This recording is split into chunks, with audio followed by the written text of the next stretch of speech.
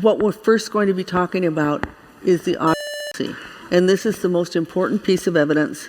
What do you think? Is the autopsy evidence the most important evidence? I got nightmares in my head, I fear thoughts build up until I can't feel. My mind fills up into a creature, and it haunts me somewhere much deeper. I got nightmares in my head, I fear.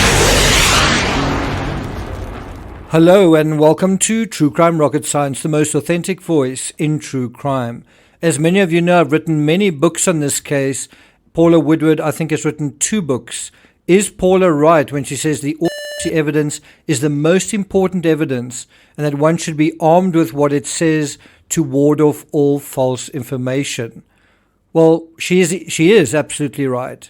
But I'm less sure when she criticizes Beckner's interpretation of the autopsy with justification that means her interpretation is any better. What I'm trying to say is she's justified in criticizing Beckner's interpretation of the autopsy. That's true. But is her interpretation of the autopsy any better? Well, what is her interpretation of the autopsy?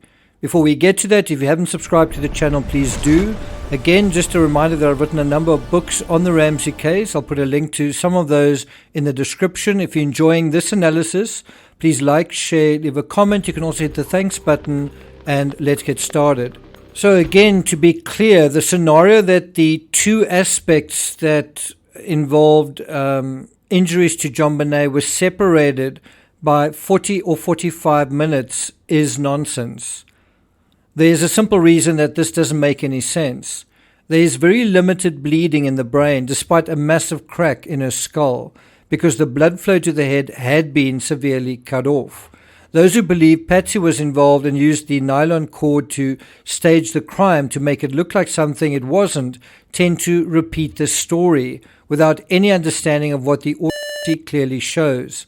I do think it's a little tricksy of Woodward to highlight the autopsy evidence as an intro to a presentation at CrimeCon by simultaneously trying to show up the Boulder PD. Not everyone interpreted or misinterpreted the autopsy the same way, but if Woodward wanted to get a rise out of the audience at Boulder PD's expense, she did, by observing that Beckner didn't know Reddit was public. He didn't think Reddit was public. Well, Reddit was public. Hilarious. What's interesting to me is you don't so much have Woodward or John seemingly trying to solve the case themselves or present what they think happened. They either say they don't know what happened or they defer to the opinions of others. When they go into detail, it's to debunk and criticize the mistakes of others, but I don't see much value in mocking if you don't have the courage to synthesize your own contribution. In one interview where Paula Woodward was asked, "Who do you think killed JONBENET?" this was her answer. She replied, "I don't know who killed JONBENET Ramsey. I've never known. My focus has always been to concentrate on the available evidence. When anyone figures out the motive, you'll have the killer. So far, there isn't an apparent motive."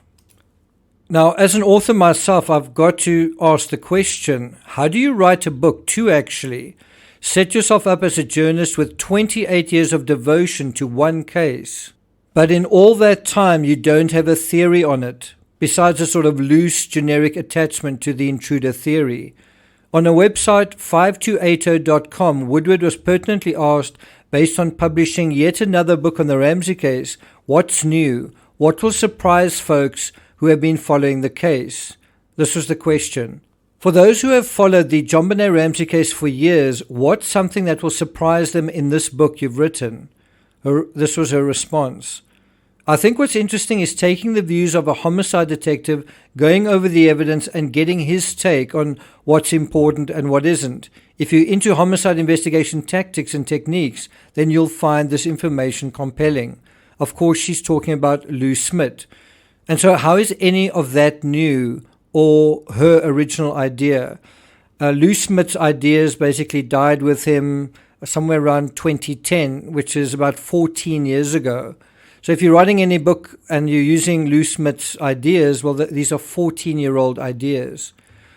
The other thing she said is that John Ramsey has been polite about the Boulder police for years. This is the first time he has said, okay, enough. They've been incompetent.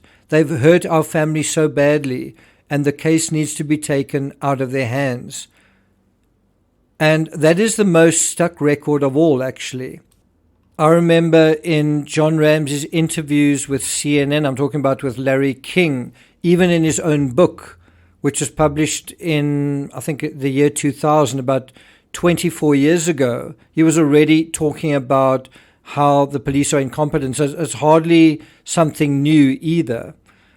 Editor's note, John Ramsey says he doesn't know who killed his daughter. He tells Woodward in the book that he subscribes to a former FBI profiler's assessment that it was someone who was angry with him or jealous of him. And that is from the same website. Now, here you see John also cops out of the most obvious question of all. Really? He doesn't have his own opinion on who killed JonBenet, when literally everyone else does. Woodward and John Ramsey also can't seem to get off the stuck record of blaming the police. If they can't stop saying the same thing about incompetence as it existed 25 or 27 years ago, and please, I was in Boulder a couple of months ago, Boulder PD can't be accused of being incompetent or of not having a homicide department today.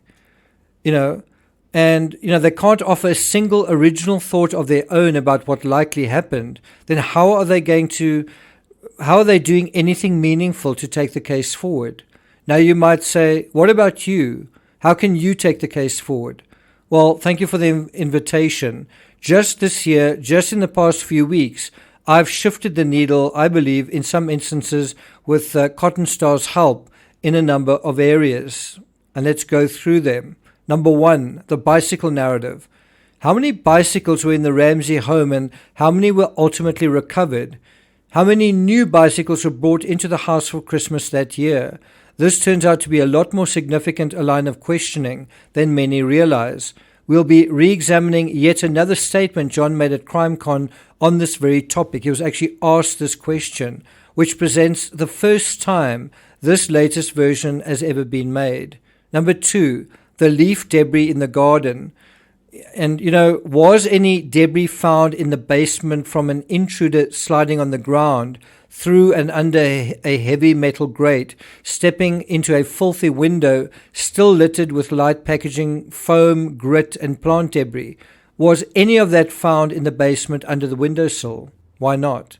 Number three, was JonBenet's death an accidental death? And did her killer actually try to save her? Well, more information on that here. I'll put a link to that line of inquiry in the description. So there are three major, not minor, major areas in which the Ramsey narrative has inched forward, I would say, this year, in three very separate and significant areas. Where has blaming the police gotten Team Ramsey in almost 3 decades, and yet they simply continue to do that again and again and again? I think if you argue that the Boulder PD made mistakes, but also learned from them and got a few things right, think about it. The investigation led the grand jury not to a stalemate or to a state of uncertainty, but specific charges that supported the prosecution's case, not Lou Smith's pet theory. And how many charges did they come up with? 4. Not 1, not 2, 4. What growth, what progress have the Ramseys made in getting any new meaningful results? When do they move on from beating a dead horse? If anything, the growth and progress has been from releasing images of JonBenet in 2019 and 2020 that we really should have had all along. For example, this image of JonBenet was released for the first time ever on January 4th, 2021 by Discovery Plus on a website promoting Ramsey Apologia. All the usual apologetics were in that documentary, including Paula Woodward, John, Lou Smith's voice, and family of Lou Smith. The special earned a fair to middling rating of 6.2 out of 10 on IMDb. The never-before-seen image of JONBENET and Burke was first seen on the director of the new documentary's personal website. Are there any other outstanding photos and video from that Christmas that we still haven't seen? Now, it would be remiss of me not to end there without highlighting this comment from Woodward. About it is that you cannot even say 5 seconds separated them. Now, I wouldn't disagree with that, but Woodward says these are the words of the coroner to her, referring to the blow and the cord. Taken literally, and I'm not sure if one can, but if we do, how could one person be responsible for both these acts when the asphyxiation had to be constant? Put another way, how could one be capable of wielding a bat or similar object with such force while also using and tightening the toggle rope? And so this is a question.